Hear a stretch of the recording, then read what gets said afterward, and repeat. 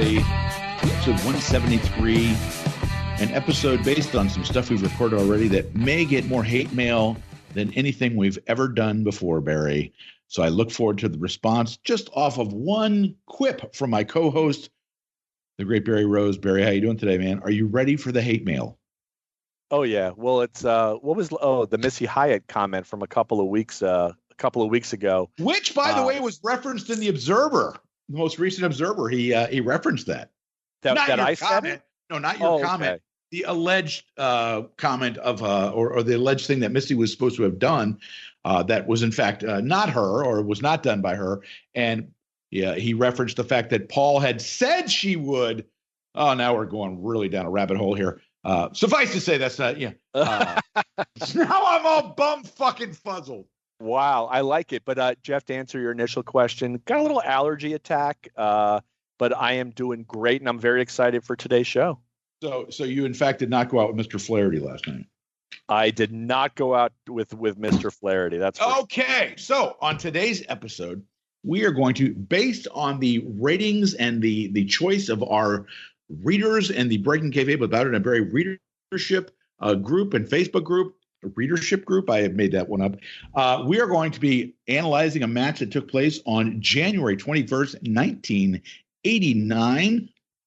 Ric Flair and Barry Windham, managed by J.J. Dillon, the remnants of the Four Horsemen, the only guys left, taking on a young, cocky upstart, Eddie Gilbert, and his partner, the mysterious Mr. X, taking place in WTBS Studios. We're going to be talking about that match, Barry. Oh, what else we're going to be talking about? We're going to be looking at the Super Bowl of Wrestling.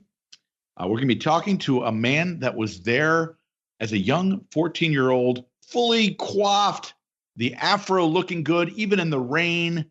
Our special guest to talk about that, young Barry Rose. Oh, welcome, young Barry Rose. Yeah. Yes. And that's supposedly a nice guy. He's going to be talking about pillow fights, tickle fights with an eventual celebrity, but we'll get into that. I will also be asking a question I left Barry with at the end of last week's show. Barry, if you had a $175 gift card to spend through the website Goldbelly on restaurants all throughout the country, where would you go? We're going to be talking about that. So, Barry, why don't we kickstart the show right away by talking about the events at WTBS Studios?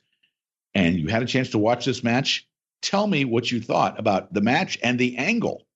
Yeah, boy, do I love this. This is such a great era for WCW, the NWA, and this, I think this was the first time I've seen this since it originally aired. I don't think I've watched it since, and I was getting goosebumps. And Eddie Gilbert, it's a shame Eddie Gilbert passed away in 1994, and you'll hear a lot about Eddie Gilbert. He certainly is a darling of the internet, especially fans that were around at that time.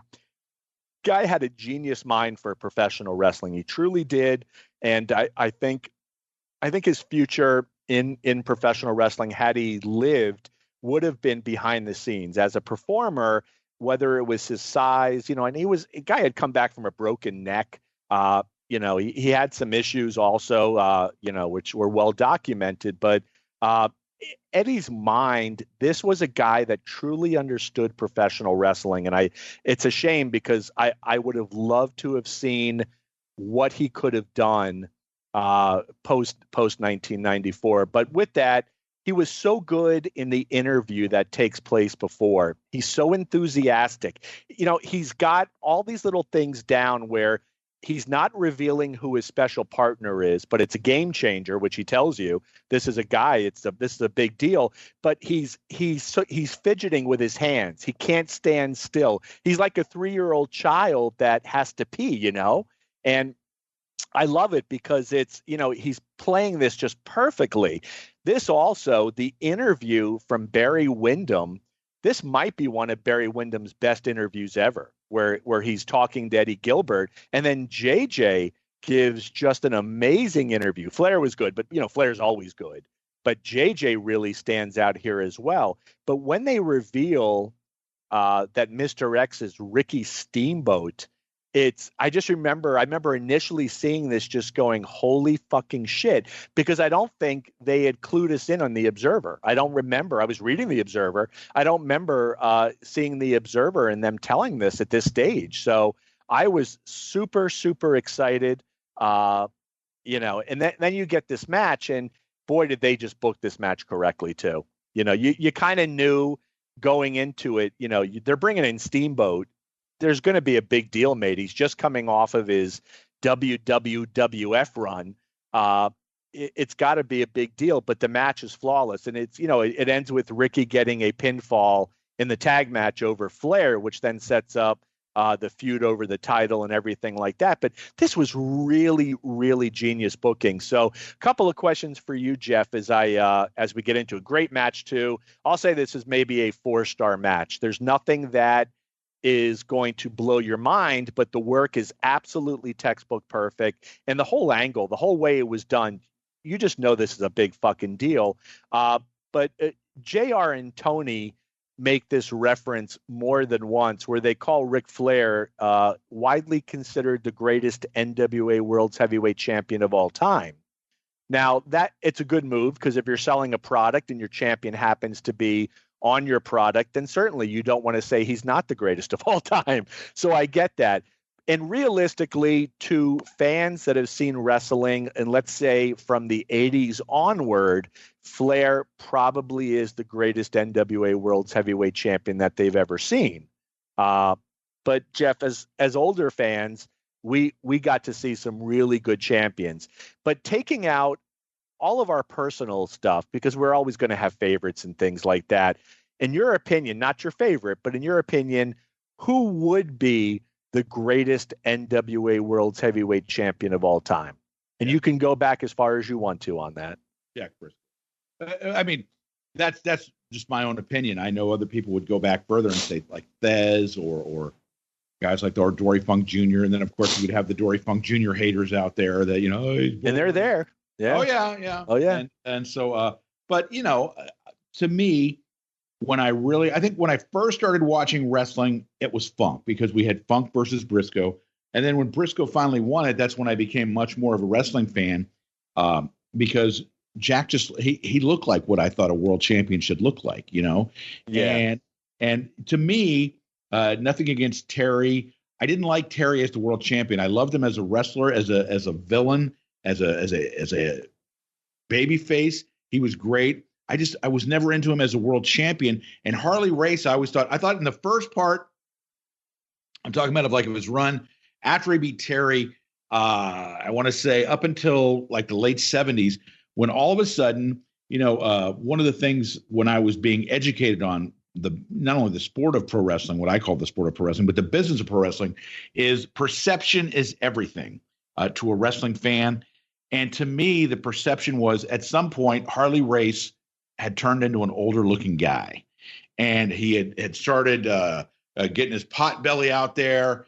And to me, it was like, which of course this had nothing to do with was actual in real life, but I was like, why is this old guy still the world champion? Why don't they give it to somebody younger? Whether it would have been a Ted DiBiase or a Ric Flair or or Dusty. But to me, Jack Briscoe was not only a world champion, in my mind, but he was what a world champion should be, and so that was an easy one for me. What about you? It's a tough one. So why don't we take a look? So if we go back, let's go back to Thez. Thez held the title 6 times, and it wasn't Thez. The difference with that 6-time versus, you hear all this shit like Ric Flair. What is he, 56 times now or something? But a lot of these were quick title changes. And with Thez, when he dropped the title, he legitimately was dropping it and then reclaiming it. Harley Race, I think, was 7 times world's heavyweight champion, if I'm correct. But even some of Harley's reigns were quick. They were a week. With Thez, this was a guy that for 30 years essentially had the title and was well respected. The fans knew that Thez was the real deal. Everybody in the locker room knew that Thez was the real deal. He was not a showman, was not a flashy guy, but from a longevity standpoint, Thez was a great representation of the NWA. Gene Kiniski in the 1960s, not a guy. He didn't have the title super long. It didn't do anything for his career because, in professional wrestling, at least in my eyes, if you held the world title, what a great platform for the rest of your career. And Thesz really just seemed to wind down after his world title reign. I think he was homesteading for the most part. Dory Funk Jr., and as Jeff had mentioned, there are some Dory Funk Jr. haters that are out there. Dory Funk Jr. was a guy, though, that was continually having really solid professional wrestling matches for 4.5 years as he was the champion. And he held the title for 4.5 years, which is a long time. It may be a little over 4 years. That's a long time. We didn't really see that a whole lot. By comparison, Jack Briscoe was. It's a long time for an NWA champ. You have to understand that he, and I'm not trying to put one federation against another, but, the AWA champion, Vern, it was his title. I mean, he could book himself however he wanted. Even Bockwinkel, when he got the belt up there, he had the opportunity. They said, would you consider coming down and becoming the NWA world champion? And he looked at the travel schedule and said, no, thank you. Compared to what I'm working here in the AWA, it's like just bizarro world. I'm not interested in that. And when you compare it to what like guys like Bruno and Pedro Morales and superstar Billy Graham were working, they were working comparatively so much fewer dates. It was so much, although you're in the media capital and you have that sort of pressure, the pressure of literally traveling all over the country. And, not only that, but, guys like Bruno were not working 60-minute Broadways almost on a nightly basis, like Dory, like Jack, like Harley Race, like Terry were, because that's what the NWA champion did. If you were going in there and facing the local hero, you had to go to a 60-minute Broadway or a 30-minute Broadway or whatever so the heat wouldn't, get killed off of the local babyface. No, and Jeff, you're spot on with all of your observations with that too. And it's much easier to, Bruno was having 15 and 20-minute matches. And again, he may have been wrestling 3 or 4 times a week. Harley Race would wrestle 8 to 9 times per week. If he's not doing there are Florida results where he wrestles 2 matches in a day. And one of those matches is a 60-minute Broadway. I mean, really, that's unbelievable when you stop. And then he'd probably get on a plane and fly, to Japan or something like that after that, and then have to go land in Japan and work a 60-minute match over there with Baba or Saruta or somebody like that. I mean, the schedule was just absolutely insane, which is why guys like Briscoe completely said, I got to beg off of this title because it's just killing me. And it was funny because I was listening today to Steve Austin's podcast he posted a while ago where he was interviewing Terry Funk, and Terry was telling the story, and you and I have both heard it before, about how basically he gave up the NWA title because his marriage had taken a hit, and he was, I don't know if he actually divorced his wife or he was just separated from her, but she said, look, I want you to come back, but and he said, I'm giving up the title because I want my marriage and I my kids and stuff like that. So, and that certainly, the travel schedule obviously plays a part in that. Yeah, and I think it's ruined marriages for a lot of the world champions, the old NWA title, because as look, you weren't home, and that's the other thing. You weren't just working in the U.S. You were in Canada. You might have been in Mexico, Japan, Auckland, New Zealand, Australia. The world champion, the NWA champion, really was the world champion. The WWF champion wasn't. The AWA champion. I'm real sorry, AWA guys. But he wasn't the world champion. He was working the AWA region. Occasionally, he would go over to Japan and work over there. But the NWA champion was the true world's heavyweight champion based off of travel. To answer your question in a really, really long-winded, roundabout way, Jack Briscoe was the guy that brought me on board. But I got to say, Harley Race, in my eyes, may be, and it's for everything that you just said. Harley Race, day in and day out for years, Jeff. I don't even know how many years. I know he would drop it and regain it, but you're going back to early 77. And when did he finally drop it? In 83, Was that his last title reign? No, he had what was it, 83? Well, he had the quick one that I think took place in either Australia or New Zealand with Flair in like 84, 85. But that was like he held it for like a week, I think, or something. Yeah. So he really just, and he's a guy, and in my eyes, professional wrestling killed Harley Race. It put him in a wheelchair.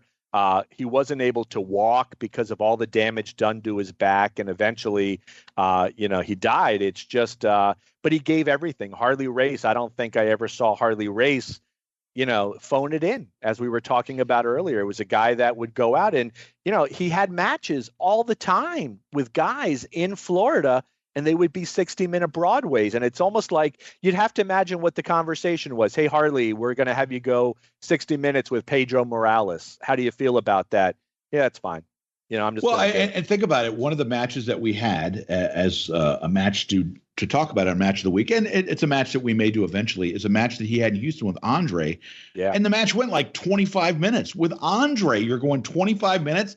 And oh my God, it's just crazy. And the other thing about Harley, giving him his due, is one of the things Dave Meltzer used to talk about when he used to talk about Harley Race matches, is that when he would get like taken up in a suplex, or a fisherman suplex, or a regular high vertical suplex, is that his form is like the kind of stuff that they would teach in wrestling schools, like textbook. The way that he had himself straight up, or the way that he would bump, was just exactly the way they would teach you to do it in a wrestling school.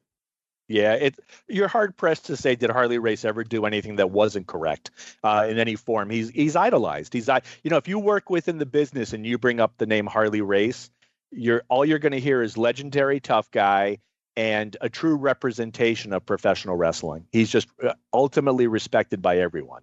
Yeah, it should be. So anyway, so that being said, getting back to the match at TBS Studios, we've kind of rambled on a bit there. Yes, we did. And so, but anyway, yeah, this to me, the link that I sent you, the one that we're going to post in the group, is about 28 minutes, and it's not just the match; it's the lead up with Eddie Gilbert baiting them into agreeing to the match. Then it's like the guy's getting, he's got nobody. So as I watch this match. Okay, let me, I put, as Ron Fuller would say, my booking cap on. And let me ask you whether or not, because there's a couple things about this match that I wondered if they could have done it differently. And if they had, and again, you're absolutely right, there's nothing wrong with what happened here. This is a very solid match, a very solid angle. But number one, do you think rather than giving up and just having Ricky Steamboat walk out there and having them go, what? It's Steamboat. That's first, okay. Do you agree? Second, do you agree with the decision to have Steamboat go over Flair? Well, that I agree with, absolutely. If you're going to make a star, and you got to remember, Steamboat hadn't been in the NWA for years. He had been up in the Northeast, up in New York, and that was through Dusty Rhodes, apparently.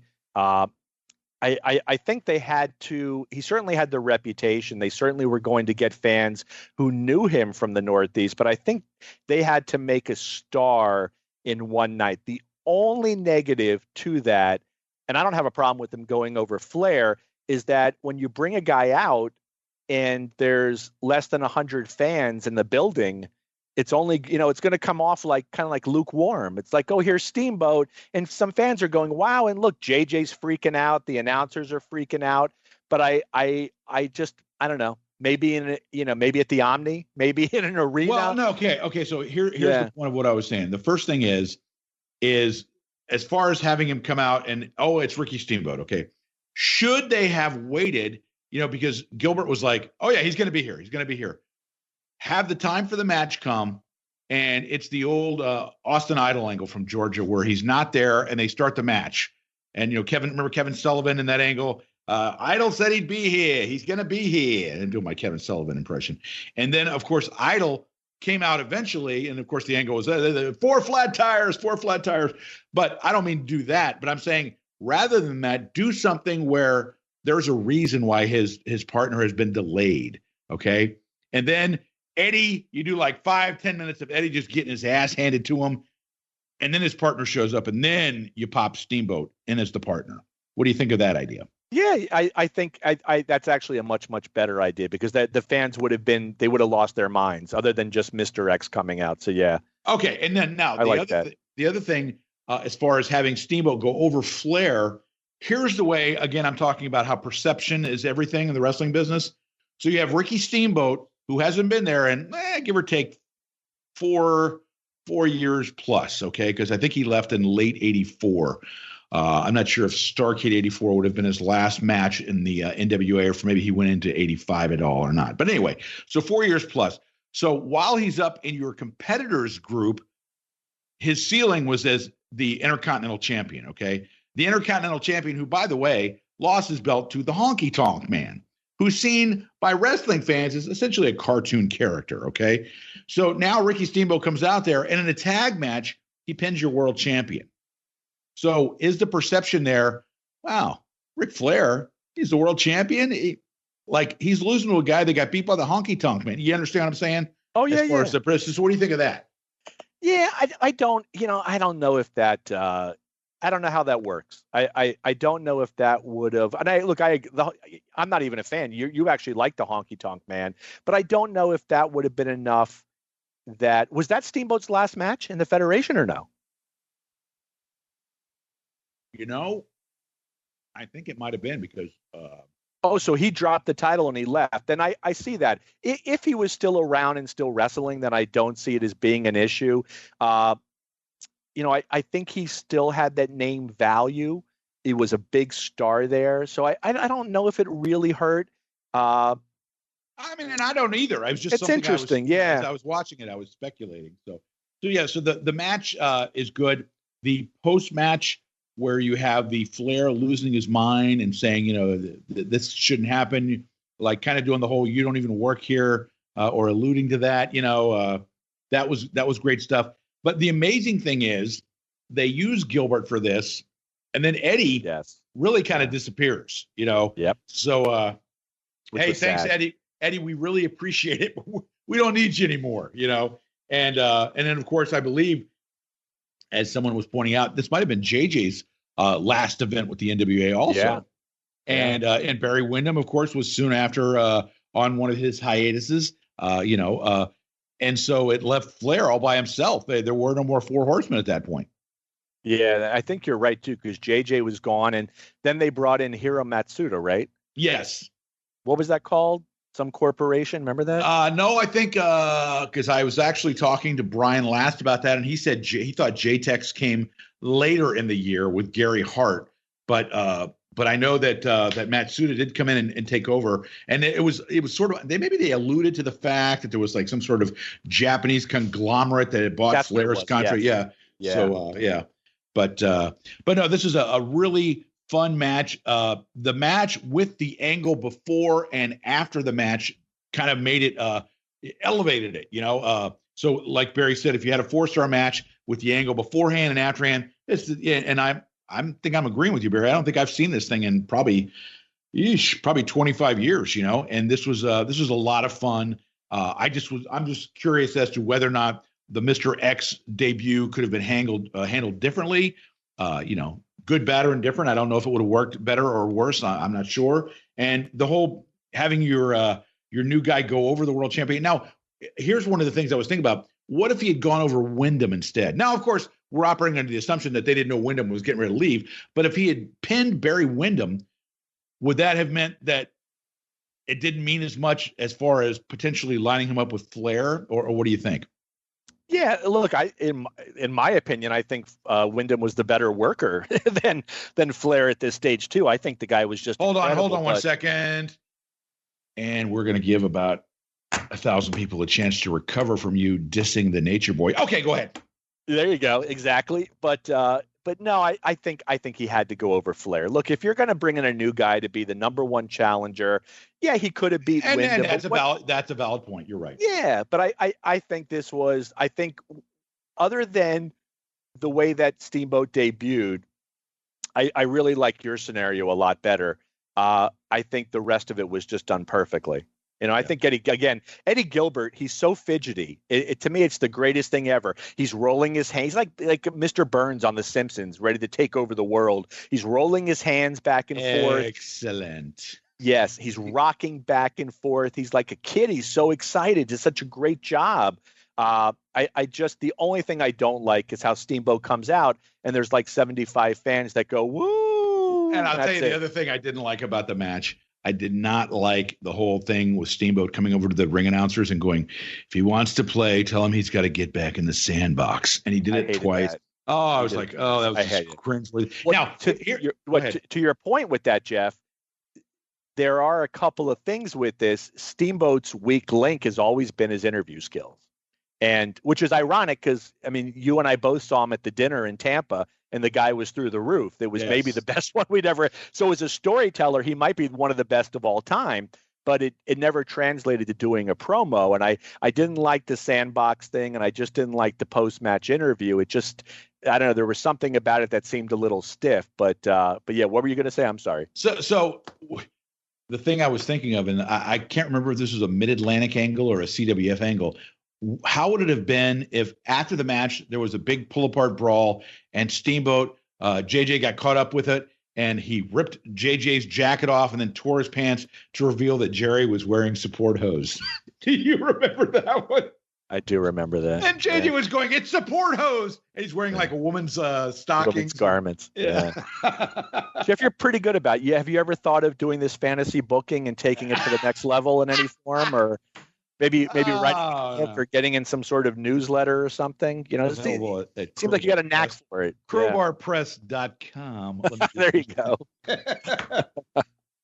Barry, I got some unfortunate news over the weekend. Friend of ours, longtime staple of Florida independent wrestling, Rusty Brooks, had been in the hospital, was concerned that he was going to have some surgery, and unfortunately, word has passed through Rusty that he ended up getting all the toes on his foot on the one foot amputated, and then they took half the foot. So I want to send some special love and a shout out to my friend Rusty Brooks. Rusty, a great guy. Every time that I would go to one of the local Florida independent shows when I was down there, Rusty always took care of me and my friends that went, Flaherty and others. And just a great, great guy. And so we want you to know, I don't know if Rusty listens to the show or not. Hopefully somebody will pass the message along to him that Rusty, my man, we are thinking of you and we are wishing you well. Barry, I know you know Rusty also. Yeah, he really is a great guy, too. What I like about Rusty is a lot of things I liked about Rusty, but Rusty was a longtime wrestling fan before he became a professional wrestler. And we were fortunate, growing up in the state of Florida, where Rusty did as well, that we had some of the best wrestling in the entire country. And Rusty would make his way down to Miami Beach. And I believe Rusty a little bit older than us, Jeff. So he was watching wrestling in the 1960s and he saw some great stuff. And in watching that wrestling, his dream was to get into the wrestling business and become a professional wrestler. And Rusty certainly achieved that goal. He had some success, not only working the independents in South Florida. He was part of Global, which was the Malenko promotion after CWF closed. And Rusty actually got a little bit of a push there. But, if there was an independent promotion in the 1980s and going into the 90s in South Florida, odds are Rusty was going to be a part of it one way or the other. A lot of people also know him from working for the WWF. He was on television for a couple of years. Being featured there every week. So such a great guy. I hate hearing about all the health struggles he's had over the last couple of years. But the one thing I know about Rusty, Jeff, which I'm sure that you'll agree with too, is that he is a fighter. Rusty is a guy that, he isn't going to lay down and do the job unless the money's good. And I don't believe the money's good for this. So I know that Rusty's going to be kicking out of this. We love the guy. He is, in my opinion, this is Mr. South Florida when it comes to professional wrestling. Yeah, and I know Rusty, after his career was beginning to wind down, was very active as a trainer for a whole new generation of wrestling students and other wrestling fans that wanted to get into the business. His son, Jeff, was also a wrestler for a while.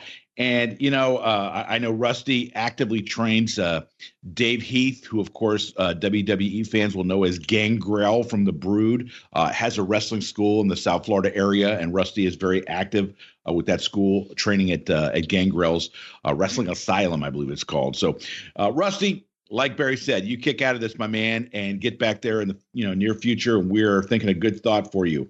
So next, Barry wanted to mention something that we had talked about at the very tail end of last week's show. So here's the way the story goes. My wife, Kim, decides to buy for my sister-in-law, Kelly Morrison, in Jupiter, Florida, decides to buy her as a Christmas gift. Kelly originally is from Chicago, so Kim decides to send her a gift of some pizza from Gino's East of the deep dish variety. And as Kim is ordering it, she's ordering it through a company called Goldbelly. Now, Barry, are you familiar with Goldbelly at all? Absolutely, yes. Okay, so I knew we had to squeeze some food talk in here, Barry. And so anyway, so she goes to make the order for the pizza, and and each single order is 3 pizzas from Gino's East, and Kim accidentally hits 2. Okay, she hits the 2 on the order, so she ends up sending our sister-in-law 6 pizzas. So Kelly's going to be in pizza for a while. Let's just say that with her daughter Caitlin. So anyway, so in doing this, she sends the pizza out, and she tells me, she goes, I hit a button by mistake, and she's getting more pizza than she thought. And I said, okay, no worries. And so what happens is when the box arrives, and of course, I don't know if you're familiar, Barry, but it comes like freeze dried. And when it gets there, the box itself is damaged. Now, there's nothing wrong with the items that are inside the box. As a matter of fact, the pizza is still freeze dried. But so Kelly said, tells Kim, you should reach out to the company and tell them that, this happened. So, in case there's ever an issue. So they do that. Well, Kim gets contacted by this Goldbelly company, and Goldbelly grants Kim a gift card for $175 worth of food. Now, let me tell you what Goldbelly does. Goldbelly, you can order food from literally, I don't want to say every restaurant, but thousands of restaurants all over the country that subscribe to this service. If you want to get pizza from Lou Malnati's or Gino's East or Giordano's in Chicago, if you want to get it from a certain pizza joint in New York City, if you want to get barbecue from Texas, if you want to get different we're going to Nashville in about a month and a half, Barry. Various hot chicken in Nashville, this kind of stuff. Memphis. You get ribs from, I think, Rendezvous Barbecue, which is like one of the most famous rib places in the country. That kind of stuff from all over the country. So, we are currently in the midst of high-level negotiations here in the Bowdren household as to where we're going to spend the money. So, Barry, I ask you, my friend, where would you spend a gift card of that particular amount, and on what? That's a tough one, Jeff. And you did throw out That's why I asked the question. Yeah, it is tough. You threw out the caveat last week that I can't choose In-N-Out Burger, which I got to tell you, that was probably one of the first things that went through my head. So I like Portillo's a lot. I know Portillo's does it. We did get the pizza. We both got pizza from Lou Malnati's, thanks to some of our listeners and friends. I had some watching the football games yesterday, as a matter of fact. So thank you to all those that so it's the last of the pizza. So it's really good too. I mean, it was. Mine was gone literally within. We ate it. The kids, I couldn't keep them, especially Zoe. I couldn't keep them from. I would shockingly say that I enjoyed the cheese pizza more than I enjoyed the sausage pizza from Lou Malnati's, which kind of surprised me. On my own. I really liked the sausage, though. I don't know. I got sausage and a pepperoni. I liked both, but I thought the sausage was really good. Wait a minute. You got pepperoni? I did get pepperoni. I didn't get pepperoni. I'm gonna have to give. That's a guys a call. You got to make the call. Got to get Sweet Lou on this right now. I'm gonna get a guy that knows a guy to get a guy that knows a guy. I knew a guy once. But it's a great question. I do love Pioneer fried chicken. Also a West Coast item, but taking into account that we're really not going to go with the fast food on this, I think it comes down to Katz's Deli in New York City. If I could get the pastrami and maybe a loaf of their rye bread and maybe a pound or two, I guess $175 might get me a half pound of pastrami. Maybe. Yeah, exactly. And I know that they actually do this via Goldbelly. So, I think that's probably where I would go. It's a tough question, though. It's an excellent question, Jeff, and it's a tough question because I think there are so many great options. And you're doing some traveling. I've done shit. since my last trip was almost a year ago. It's 11 months ago, Las Vegas. Before that, I was in Boston. I haven't traveled. And for somebody who likes to travel and go out and eat, I've done almost none of that in the last year for the obvious reasons. So I'm a little envious about Nashville, Jeff, that you're going. Well, first of all, we're going to be, we also have not traveled. And by the way, before I go too much deeper into this dive on the Goldbelly stuff, saw the WWE releasing their dates for WrestleMania. Yes. In Tampa. Any thoughts from the Penzer Rose group on perhaps a date that might be around that particular time? Well, Jeff, coincidentally, now that you're asking, so the answer is what? You what? The answer is yes and no, and let me quickly explain that. We are breaking kayfabe as we speak. We are in deep negotiations currently with in Penzer and I actually had a conversation 2 days about this, but so WrestleMania is going to be in Tampa this year. They are doing it over 2 days. I believe it is the second weekend of April. They're going to do it over Saturday and Sunday. 10th and the 11th. Right. Yeah. Which I think is Saturday and Sunday. They're going to do it over 2 days. And somebody that I know who's a good friend of Nick Massey and also a friend of mine, guy's name is Scott Wilder, is going to be putting on a fan fest. And he reached out to me and he said, hey, I know that you've been doing them for years here. Any interest in being a part of what we've got going on? So initially the answer to me was no, I don't want to be a part of it. And then I said, shit, I can get down to Florida. Maybe I'll change that. And I said, let me get back to you. I called up Penzer and we are thinking things through right now. We would not do our normal concept of what we've been doing for the last few years, but we would be a part of this fan fest and we would have talent there. Now, digging a little deeper, Jeff, I can't wait for the day that we can get back to what we used to do. That was to me. You and me both. That it really was one of the highlights, I think, of the last few years for me, just being able to be a part of this and to be able to hang out and it was just so much fucking fun. And Penzer and I are, between ourselves, we're shooting for the month of June. But as we know in this world, things change on a daily basis. I believe new travel restrictions were put into place today. So it's hard to say. I just can't tell you and what's going to happen with this, but I am going to try to be a part of WrestleMania weekend in Tampa, and just so I can get down to Florida, Jeff. That's let's be honest about it. That's really what it comes down to. Well, and if there are new travel restrictions, maybe I won't be going to Nashville in the end of March. So who's to say? Well, I think I should quantify. I think these are international travel restrictions. Okay, all right. Are you flying to Nashville? No, we're probably driving. You're probably safe at that point. Yeah. I can't see where you'd be restricted. So anyway, so just finishing up my thoughts on the Goldbelly thing. So we have I actually like that Katz's Deli because I'm sure there's all kind of stuff from New York there. You can get a New York style pizza. But the wife apparently has heard about, are you familiar with this? I don't know if it's a TV show or just a website called Cake Boss. Oh, yeah. So Mrs. Bowdren, at least half the money is going to go to some exotic cake from Cake Boss. So if I may, so if the guy's name is it Buddy Nicastro or Buddy LaCastro, something like that? I bow to your better knowledge on that. He has got Velastro. Lou, I was close. Nicastro, right. Velasco. It's what is it? Velasco? Velastro, TRO. Velastro. Oh. He has got a bakery, I believe it's in Red Bank, New Jersey. And about 5 years ago, and you'll like this, Jeff, did you ever watch this television show?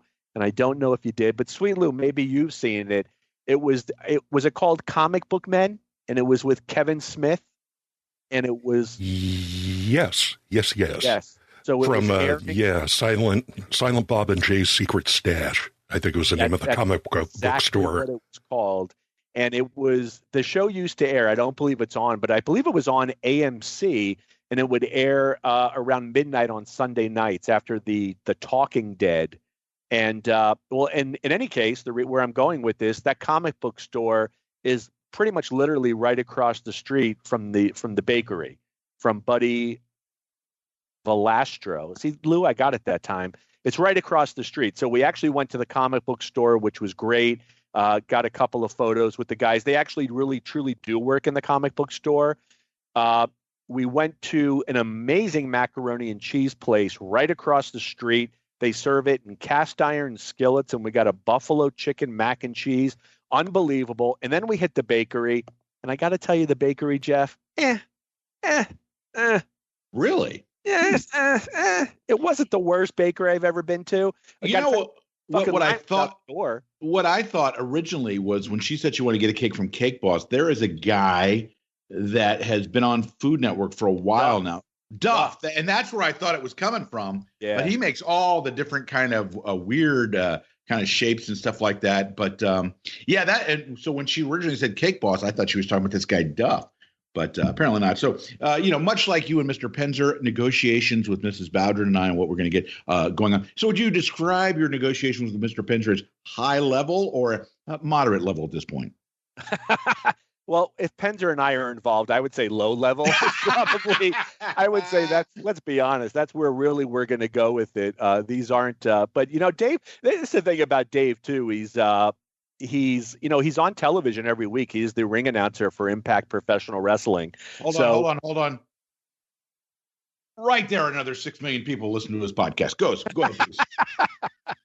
So he is and I looked at, it's interesting, Jeff. So let me ask you a question and this is Steven Jaworski's going to need a mop after this one, but he's still upset about the Browns loss. Anyway, yeah, but we're talking about Impact, so the orgasm's about to occur. But so I looked at the ratings for AEW and Impact, and certainly in your head with this partnership and this merger, you'd have to think that Impact really is getting the rub over AEW. I would hope so. Think so. But how many people do you think tune in to Impact, at least last week from the number that I saw? Well, just in the thousands. What do you think? Oh, okay. I was going to say Steven, and I think there's a couple other guys. Steven's wife. So we know there's like 5 at least, but right. I literally have zero idea.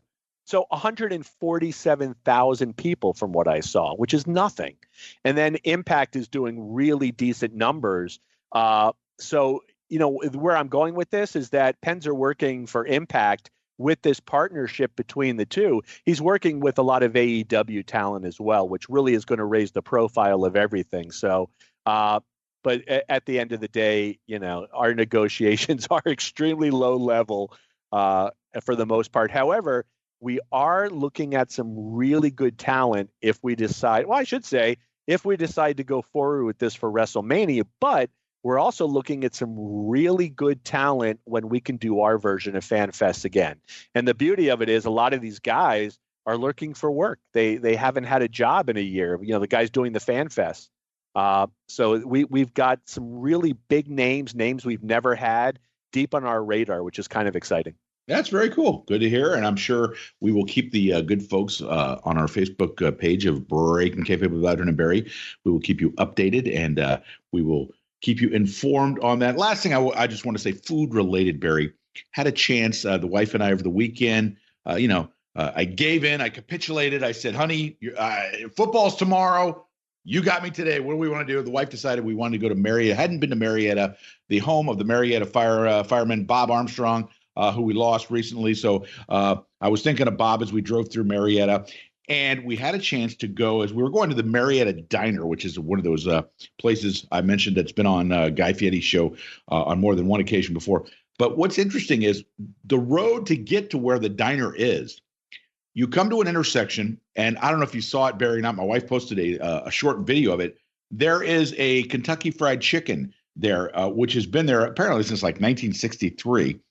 And the reason it's kind of a famous KFC is that there's literally a giant chicken that's above the restaurant. I mean, this thing's a good 100, 125 feet high, and it's automatronic. Is that what the word? I don't know. Where it has the chicken's beak opening and closing. It's kind of a cool gimmick. And my wife posted a picture on her Facebook page, and people said, oh, yeah, when you're in Marietta, that's like the landmark that people use. Yeah, you go to the chicken and you take a right. So that's like the point in town that everyone knows about. So we go past the KFC, which because it's so old, is still called Kentucky Fried Chicken, by the way. Oh, because of course now when it's just KFC, they don't want you to remember that they're serving fried food, much like Barry's favorite Dunkin' Donuts is now just Dunkin'. They want you to forget that they're serving you donuts of a somewhat slacker variety. But anyway, so we headed to Marietta Diner, which has been there for, good Lord, I don't know how many years. But Marietta Diner, for anyone that's ever watched Guy Fieri's show, that's the place where they had Uncle Gus, who's taking the bus to Flavortown. And it's a Greek family that owns the place. And we'd gone, this is the third time we've been there. The first time we went, enjoyed it very much. Second time, there was let's just say a disappointing aspect, and I'll leave it at that. But the third time, I get the open-faced turkey sandwich. Mrs. Bowdren gets the open-faced roast beef sandwich. Very happy with our meal. My wife told the waiter, she said, "You guys have restored my faith in your restaurant." So, Barry, I was going to ask you, the reason I'm bringing this all up, Barry, what is your all-time favorite diner that you've ever been to? Oh, man. So New York City had, obviously New York City. They have a diner or two, do they? They do, and it's I got to tell you, there's a place. It was called the Gracie Diner, and it was near Gracie Mansion, which is the residence of the mayor of New York City. And we used to go into this diner, and this would be the Mrs. Rose and myself. I think we were just dating at that time, but we were living together, and we would go in, and it was a regular stop for breakfast or late night for us. We knew the waiters, we knew everybody. Just great. You didn't have to order half the time because they knew what you wanted. And I'll tell you, I was working in restaurants. I thought I knew a lot, and I didn't know a lot because I think I mentioned this on the show. We were there one day, and I ordered rye toast, and he goes, "Okay, I got it. Whiskey down." And I said, "What?" And he said, "Whiskey down." He goes, "Rye toast." He goes, "You never heard of that?" And I'm like, "No, I never heard of that before." But that's diner lingo for rye toast, whiskey down. I was just so taken with that 22 years later, I still remember it.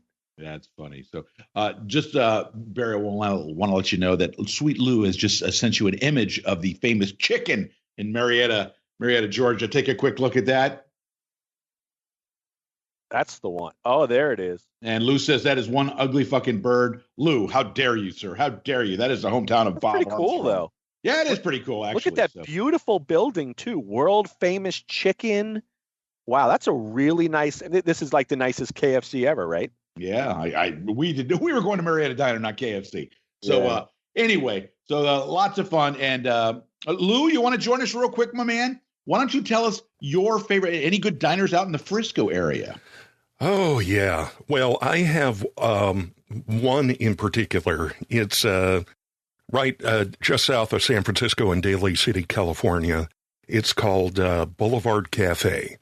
And essentially, it's kind of a slightly upscale diner owned and run by a Greek family. But, man, as some listeners may know, I am a breakfast dude. And this breakfast dude, that's the place I go to for good breakfast. Why is it that Greeks always make the best owners and managers of diners? For whatever reason, they are the law. Apparently it is. Yeah. They are locked in. And the lady at Marietta Diner, when she comes in, like, Kim, party at 2, and then we come walking up, follow me right now. And it's like, I go, Kim, I go, she's fucking laying the law down there. They don't mess around. Yeah, I tell you, and Lou mentions Daly City. John, if I'm correct, John McAdam used to date a girl, Jeff. That lived in Daly City, didn't he? Boom! You didn't give me time to say anything about him. Wow. Nice, huh? Did he meet her at the Cow Palace?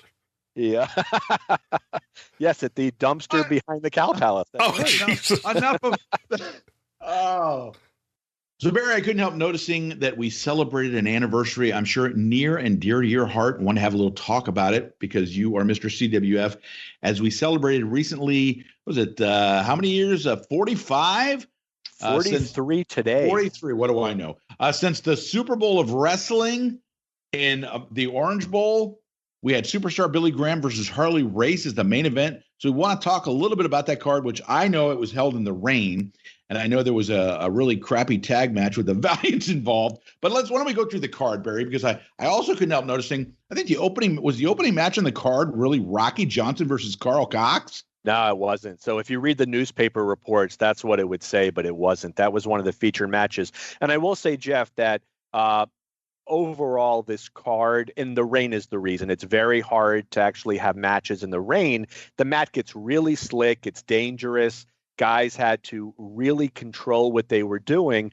But I'm going to break kayfabe. I'm going to tell a story that I think I've told before, but I am going to break kayfabe on another part of something that occurred later this night that I've never spoken about or spoken about publicly or even put into print anywhere. So this will be a first. But the opening match, Jeff, was actually Adrian Adonis, young Keith Franks, substituting for Black Angus. And this is not the steakhouse chain of the 1970s, but this was I think he was Welsh. He might have been, no, I take it back. I believe he was Scottish, because I know that the UK people are going to jump all over me for this, but you know that shit. He's He's from right. Wales. He's from No.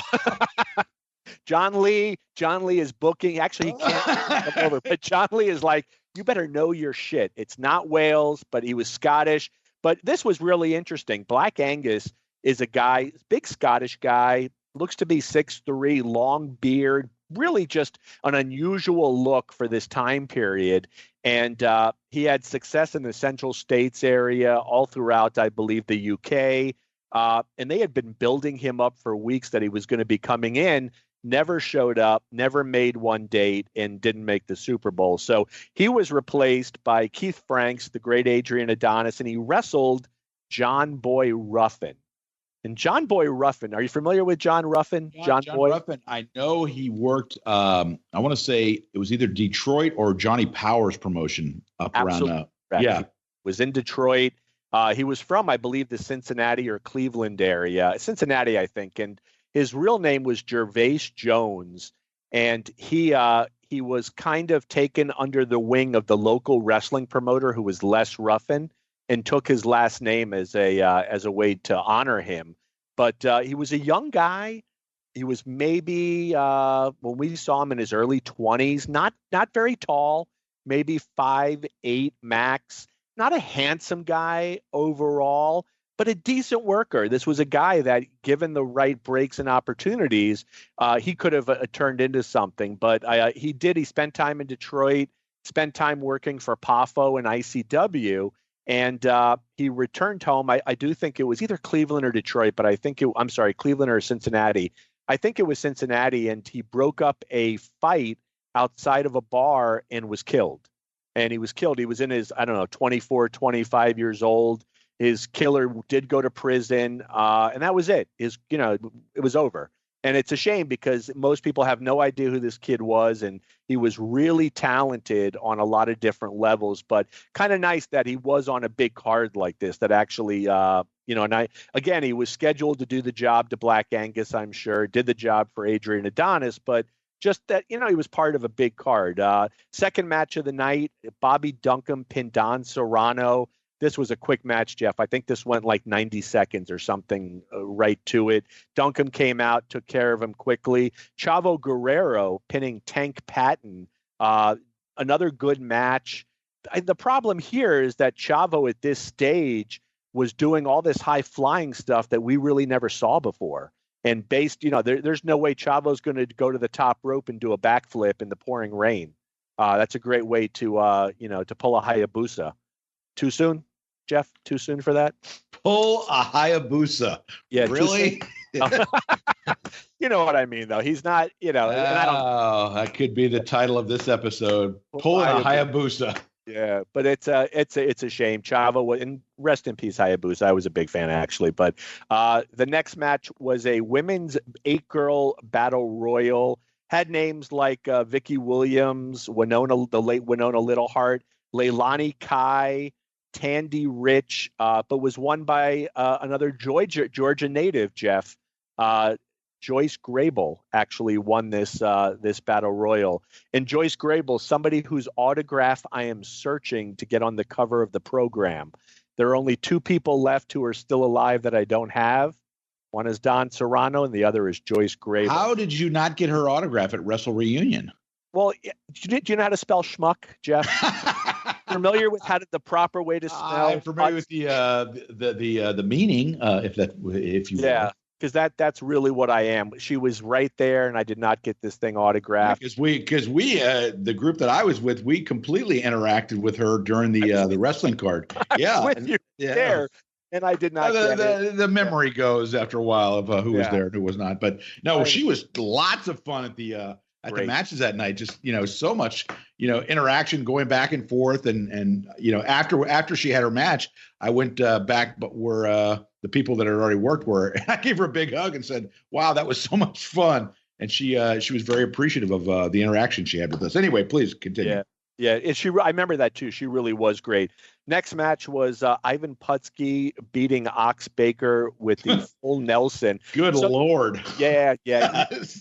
There's about a million cliches we could pull out for this one. So we should say too, Putski in Florida was better than the Putski you saw in the Northeast, but let's not get carried away though.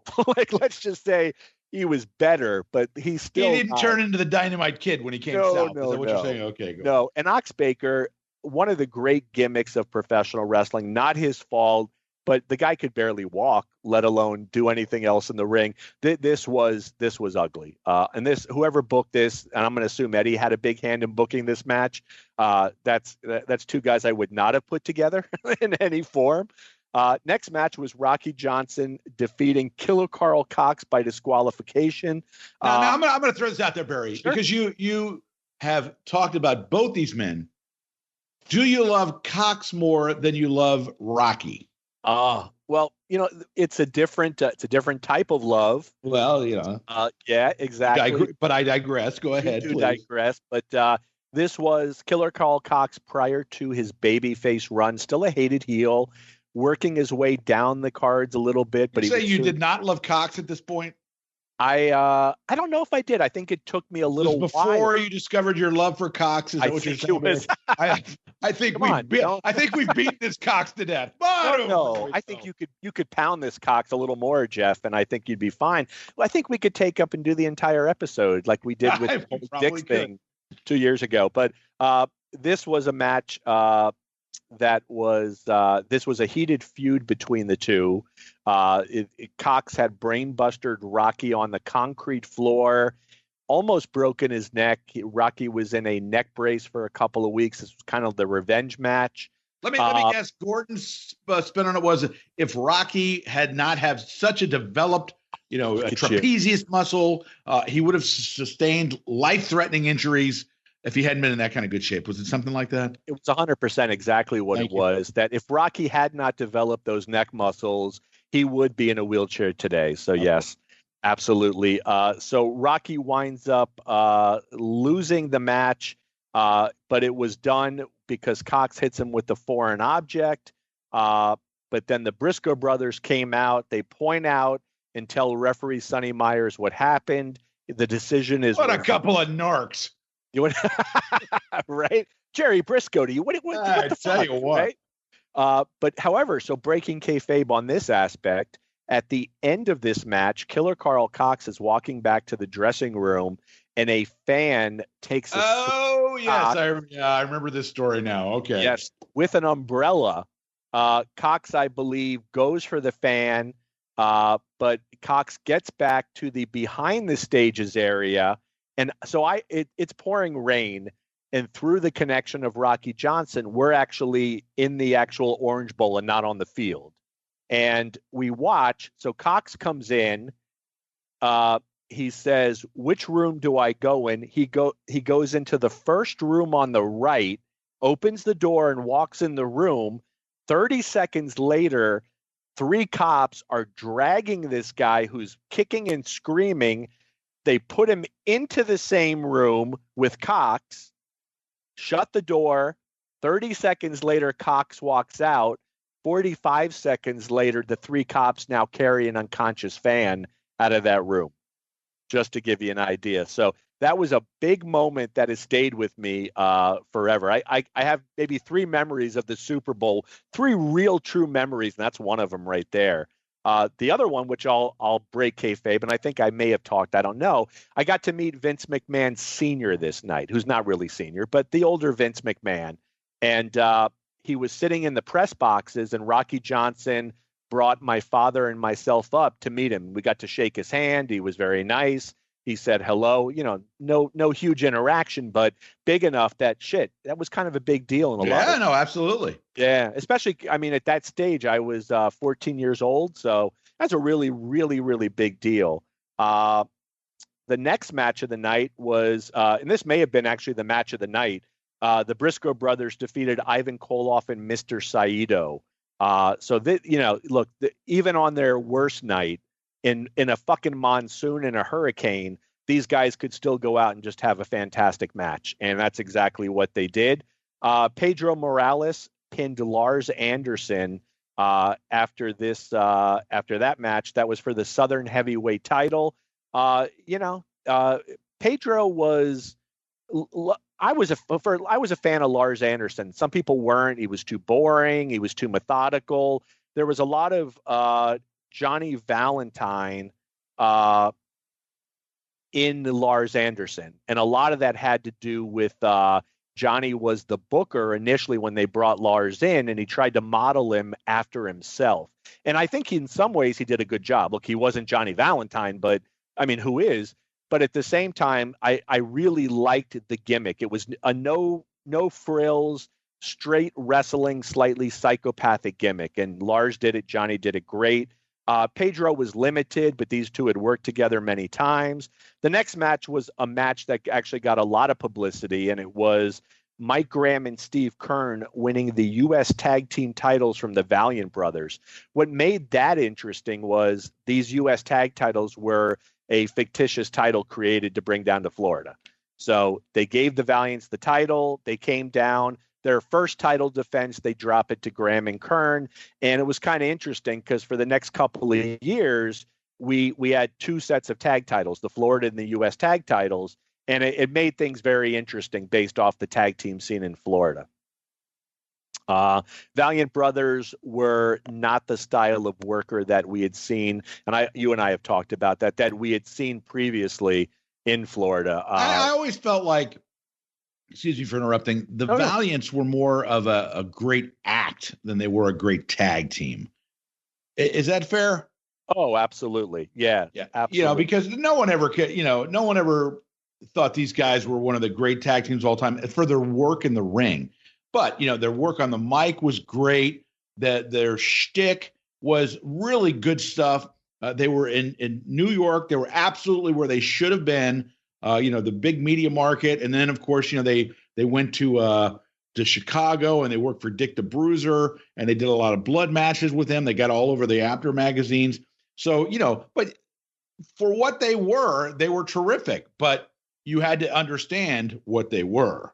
And if you were, that's not the kind of team that you would bring down to Florida and expect them to, turn into the Briscoes or the Funks or Patterson and Koloff or whatever. It's just not going to happen. They're not those kind of workers, They anyway. Were, so this is what I got from it. They seemed, Florida was a very snug working environment. When the Briscoes worked with Graham and Kern, you questioned, if these guys were shooting a bit, and they weren't, obviously, but these, Florida guys like to work. They like to get in there tight, snug, throw a potato now and then. Valiant brothers were super light. You can watch the kicks. I mean, their style of kicks was something we had never seen previously. And it just, they didn't get over. They must have had, I'll say 4 or 5 matches in Florida. I think it was probably wrapped around vacations and stuff like that. But their style just didn't get over. And we talked about this a few weeks back. Johnny was brought in 1980, and based off of everything that I saw, Johnny was going to get the Florida title. He was on the front cover of the program talking about winning the title, which was almost a clear giveaway that this was the next Florida champion.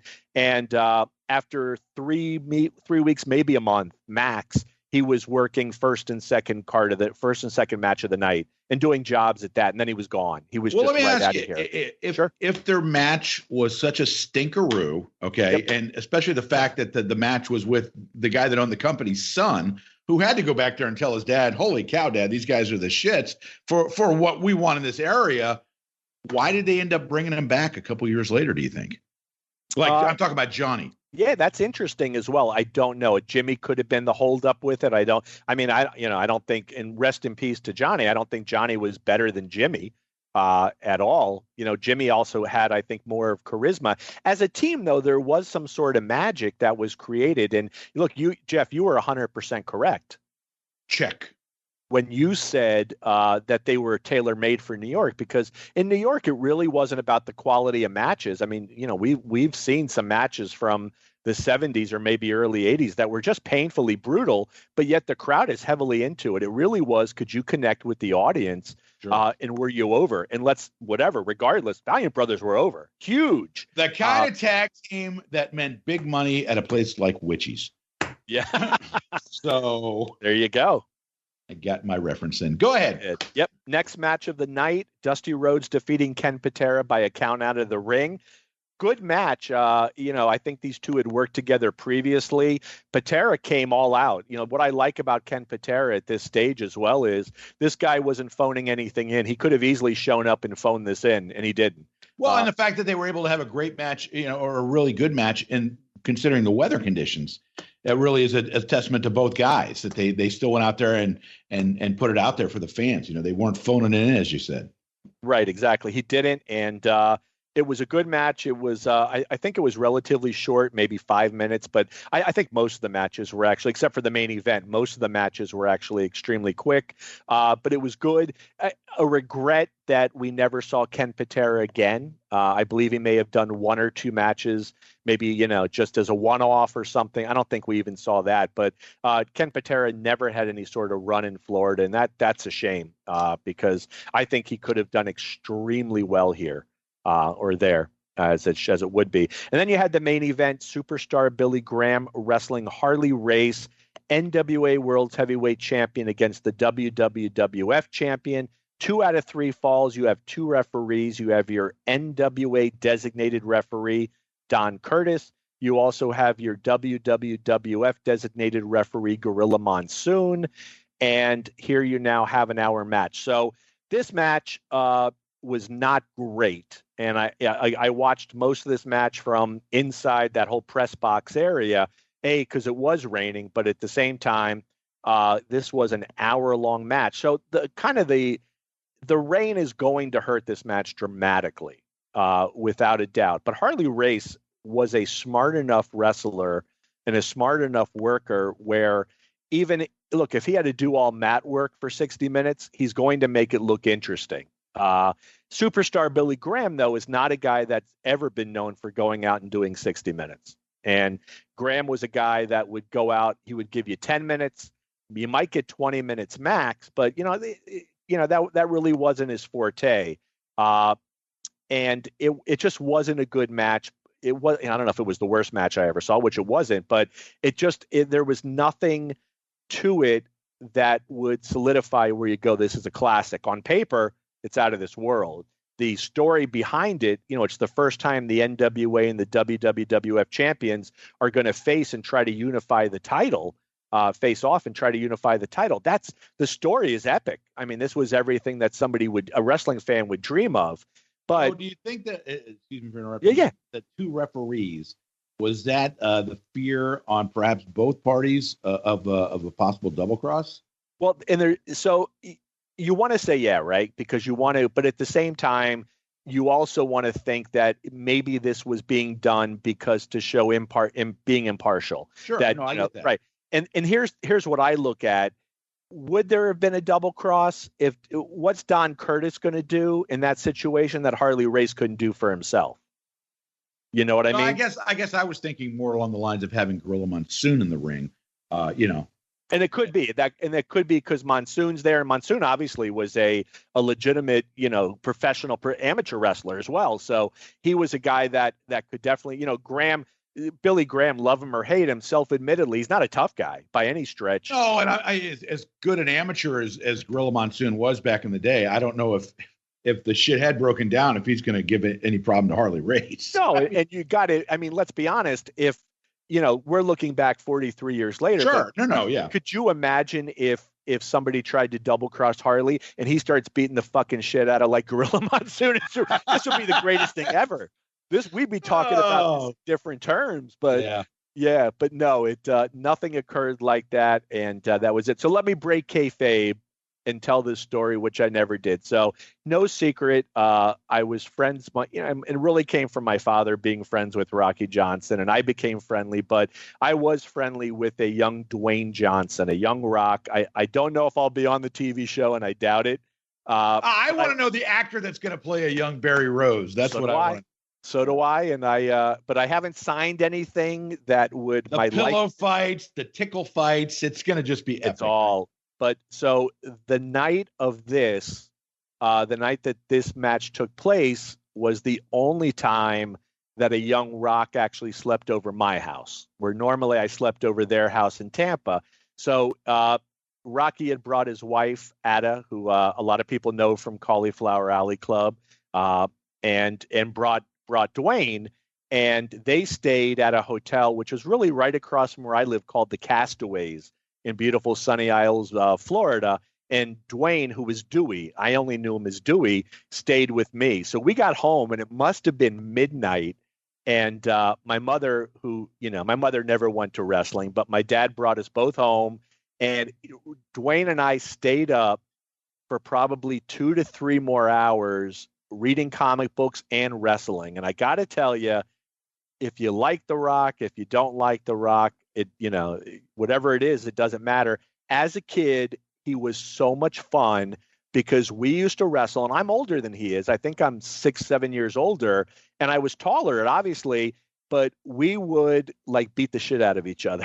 Like we would, and I remember it's 2:00 in the morning. I lived in a condominium on Miami Beach. My bedroom shared a wall with my parents' bedroom, and Dewey and I are whipping each other into the walls, and my mother storms in the room and, "Can you calm and go to sleep?" And Dewey's got, he's got a look on his face, having never met my mother before, like, holy shit. And I said, "No, don't worry about it. Don't worry." We go right back to beating the shit out of each other. So did he give your mom the people's eyebrow? No, there was no people's eyebrow at that time, which, would have been pretty cool if there was, but there wasn't. That would have been pretty funny. But that was the only time he ever actually stayed at my house, and it happened to occur on the evening of the 25th, 43 years ago today. See, because I know that must have been a Saturday night, correct? No, it was the typical Wednesday night. Oh, okay. Because I was going to say, when you said we went home, it's around midnight, I was going to say, were you and The Rock watching Creature Feature with the great Arnie Warren? Yeah, no, I don't think I do. Of course, yeah, absolutely. I did have a TV. I had a small black and white TV in my room, which I remember, but I don't think we watched any TV. I think we read comic books. I'm sure we read wrestling magazines. And here's the funny thing. So at that stage, and this would go back to 78, his favorite wrestler besides his dad was Dick Slater.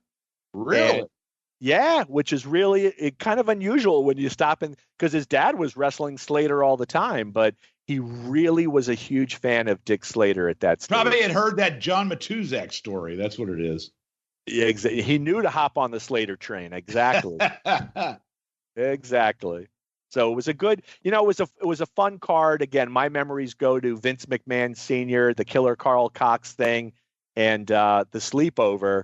The matches themselves, yeah. Again, it was, you watch the rain, and the rain was coming in waves. And so there would be, Jeff, you lived in South Florida for what, 40 years? Like, At least. You're 1 minute, everything's fine. The next, it's a hurricane. Yeah. 5 minutes later, it's fine. 5 minutes later, another fucking hurricane. The joke is if you live in South Florida, if you don't like the weather, wait 15 minutes because it's going to change. So exactly. that's pretty much the way it was. Yeah, that's accurate. So yeah, it was a good time, and it's I was thinking as I was with this card taking place, there's no cards in the U.S. that would get me excited any longer. There was a card a couple of years ago, which coincidentally I think took place at a baseball stadium up in New York, and I think it was like ROH guys with New Japan guys, and all the New Japan guys were coming over, all the ones we like, And I was actually really excited. I didn't go to the show, but I don't see, over the last few years or anything in the foreseeable future where there's this big card that would get you really excited. But I will tell you something. This was a different perspective. Steve Keirn, it's probably 7 or 8 years ago, and this is before I had ever met Steve Keirn publicly, or privately, and this is before your dinner with Steve. So I had no way of contacting him, and he was at a fan fest, and I brought this program, and he was looking at it, and he goes, "It's a shame we didn't draw that night." And I said, "Yeah, that must have been a real concern with Eddie, going into this, being that it's outdoors and the weather." And he said, "I got to be honest with you. I don't think that's something that ever occurred to us." He goes, "Eddie's biggest concern with this card was that he was putting all of his focus and resources into one card, and he was afraid that anybody within driving distance wouldn't go to the other shows and only come to this card." And I was like, wow, I never would have thought I like that theory. That's, but no, I had never thought of that. And Eddie was afraid that, look, if you went to Miami the week before, that you weren't going to go to Miami the week before. You're going to say, fuck it. I'm going to say, because tickets were much more expensive at the Orange Bowl. You're going to save your money and go to the Orange Bowl. I'm curious, though, in knowing they drew a little over 13,000, I think, was the announced attendance. And I don't know if that's fact or fiction.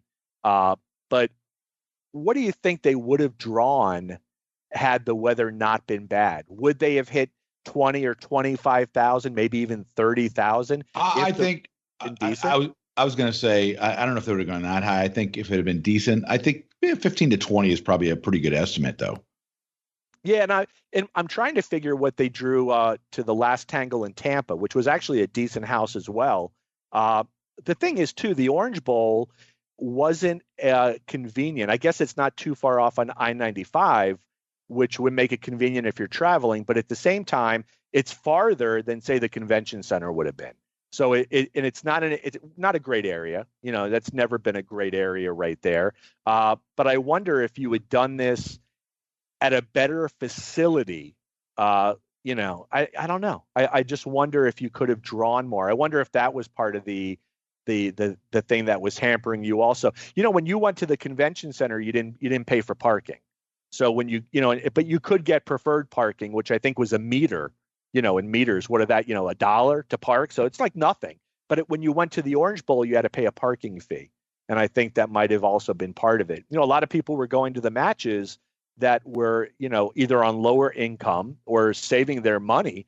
So you're talking about, if you're parking, you're talking about an additional ticket fee and a parking fee, whatever food and drink you're going to get, plus the weather sucks. I could see where this would prevent a lot of people from coming, Jeff. So anyway, Barry, as we do the go home for the show, once again, we look forward to the hate mail that Barry will be receiving for his Hayabusa comment.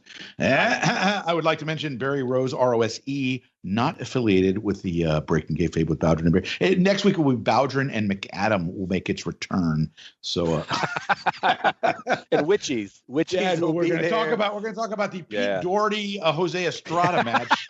The schmaz they had. Yes, of course, yes. So anyway, on behalf of our producer, the sweet man, Lou Kipilman, we do appreciate his efforts. And my co-host, Mr. Barry Rose, I am Jeff Bowdren. They call me the Booker.